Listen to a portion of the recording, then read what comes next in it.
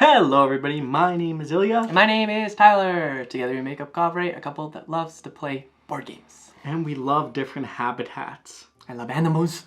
Animals are amazing. I love animals. What's your favorite animal? Otter. Otter. What's my favorite animal? I have no idea. Because I like otters too much. Otter. Now today we're going to be doing a review of Habitats. What? Habitats. Now Habitats is designed by Corné van Moorsel and it's published by BoardGameTables. Yes. Now in Habitats you'll take a role of a wildlife ranger, effectively building habitats for your animals so your preserves are mighty and healthy. Exactly. Essentially how this game will work is you'll take turns moving your Jeep in the main board and collect a tile. You'll then bring that tile into your own little preserve, placing it strategically so you can score the most points and making sure you create those beautiful habitats. Will you be the one to score the most points? Will your animals be the happiest? I don't know. I want the little capybara. Well, let's dive right into our review, starting with our comparables. So my comparable is Nova Luna. Funny enough, this is actually the game that inspired Nova Luna. Because Nova Luna is co-designed. I think this is a lift? A Facelift? Maybe?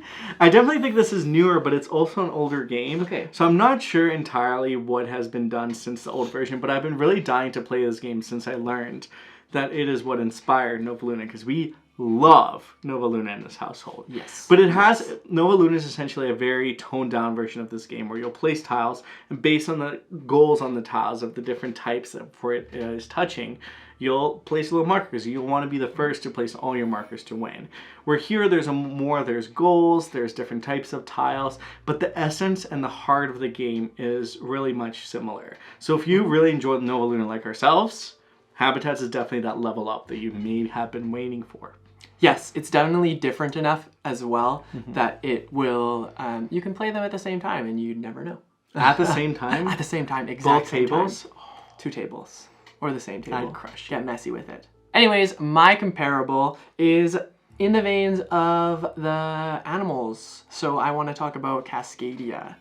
Cascadia, as some of you out there know, is just this tile placing game where you're trying to make different patterns based on the scoring opportunities that you're given, and you do that through drafting different tiles that have different habitats on them and also different animals on them.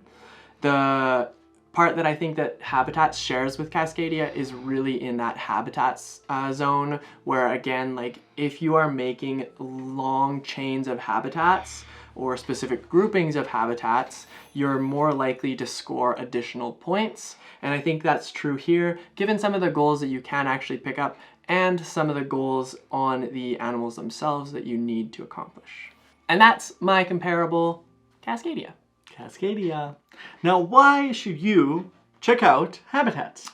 Well, I think what this game does really well is it's a clever tile placement game where you are definitely wanting to grab tiles that benefit you the most. As you progress through the game, you'll learn what tiles you need to grab, you'll learn what tiles you need to avoid, and you'll work towards scoring the most points by collecting and strategically placing these tiles as you go along, which I think as a person who really aims for like those goals, it is very satisfying when you do complete them. Yeah, if you enjoy tile placement, this is going to be your bread and butter. Yes. It's like an elevated bread and butter. It's almost like a margarine. An elevator of butter. Elevator? Of butter. Yummy! Well, one reason I think you should check this game out is generally the theme and the whole story behind it. The fact that you're driving your Jeep and then collecting things as you go to really build your perfect preserve, I think is really clever.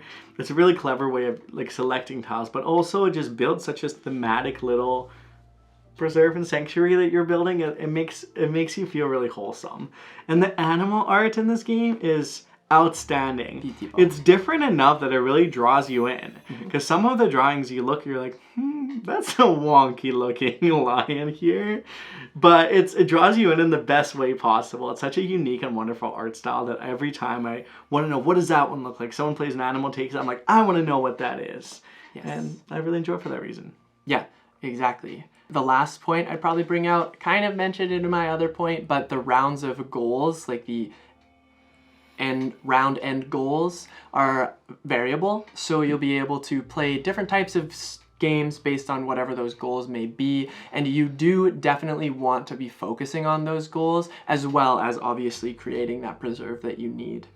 I think actually, just to circle back to talk about those tiles a little bit more, I do really appreciate how the theme of like even just like the picture tiles, that's like a spot where you have space to take pictures of all the animals around you. The tents have gates around them, and the towers have like specific line of sights that allow you to see certain things. And I think it's very clever, and these small little details add to make the game a bit more cohesive. Yeah, it's definitely, there's a lot of layers to it, but not all of them are really thoughtful. It doesn't seem like anything's like, oh, we forgot to do this, let's throw that in to fix that. Like everything just builds on each other, and it feels really smooth in the way that it's played. Yeah. All right, now with why you should check it out of the way, let's dive into why you might not want to check this one out.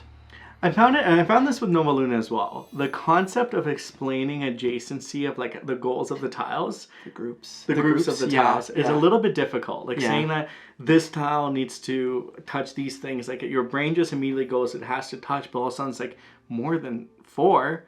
But how is that possible? So, and then you have to understand that it can be a group, and if it's another tile on the other end, it doesn't count. Yeah. So like trying to explain that, like I feel like every game we've taught this game, that's been like the first 3 turns that everybody takes. That's the question. It's just like trying to grasp that concept.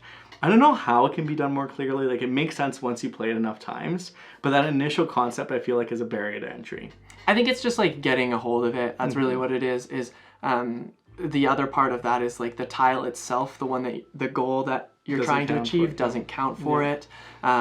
Whereas like there are a lot of games out there that do it differently. So maybe it's just like, because there's so many different ways that it has been done, it complicates this one a little bit. But yeah, it is hard to wrap your head around, for sure. What else do you think? The one thing I would say is the limited Jeep movements. So like on the board when you're drafting your tiles, you can go forward, left, or right.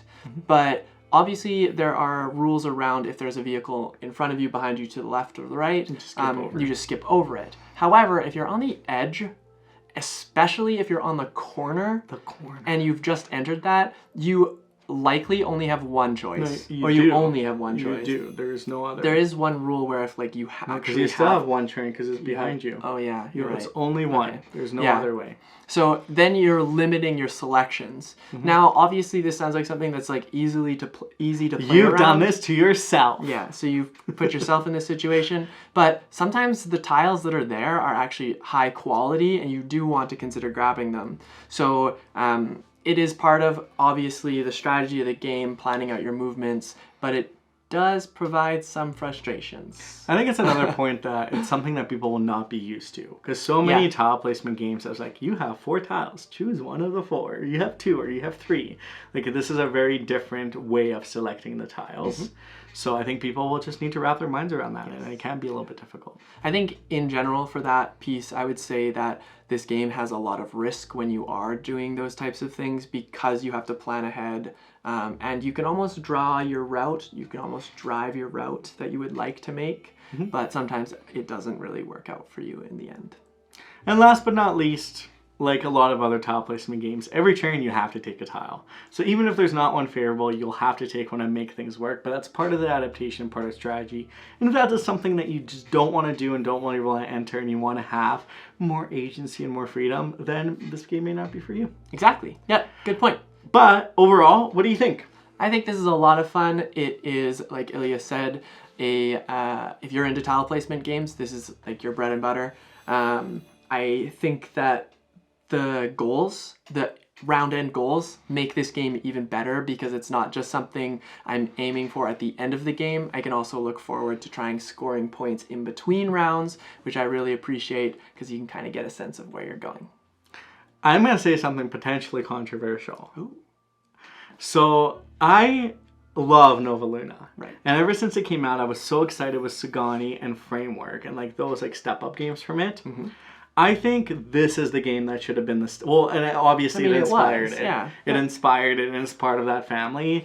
But if I played Nova Luna and I played this, Framework and Sagani, I think wouldn't have even been in the competition. Wow. Because I think Nova Luna is just that heart of it, and I like what Framework and Sagani do to like make it a little bit different. But this is really taking a lot of the things I love in Nova Luna and creating its own game around it. Yep. I think this game is a little bit more complicated than Nova Luna. So if you do like that game or any of those games in that family, Habitat's good step up. Definitely something you will want to check out. It's a good skill of adaptation, getting used to what's around you, Planning learning ahead. a little bit about new animals that you've never heard of. Oh yeah, you get to Google all of these animals if you haven't heard of them. One of them I thought was a beaver, and it wasn't. It was cute. I forget its name. And you picked it up. I'll show it right here. Well, thank you so much for watching. For our question of the day today, if you could have an animal from what you would think a normal habitat live in a completely other habitat, so like, I don't know, penguin living on a beach or something along those lines. Maybe there are penguins that live on beaches, I'm not sure. But the idea is what animal would that be and why?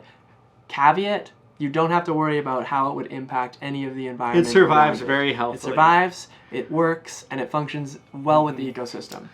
An otter in every single environment possible. Of course, that would Maybe be not amazing. sea otters, but river otters are good. River otters. I would choose zebras in the mountains. Because I They're think like goats. it'd be a little bit off-putting because they're black and white, so like they blend in with the snow, but then they wouldn't. She'd be like, "Oh, is that a bunch of branches?" No, it's a zebra. They would actually blend in really well, like in the mountains while it's snowing. Because You wouldn't know. you would never know, I don't think. So I think, and then you just see the big eye, and they'd be see. watching you. Ooh, Maybe there'd be horror zebras. I don't know. horror zebras. That Horror sounds zebras. spooky. Well, thank you so much for watching our video. If you enjoyed what you saw here today, give us a thumb up. Let us know in the comments down below. Hit that subscribe button. And feel free to check out our Patreon or Discord. Have a good rest of your day. Bye.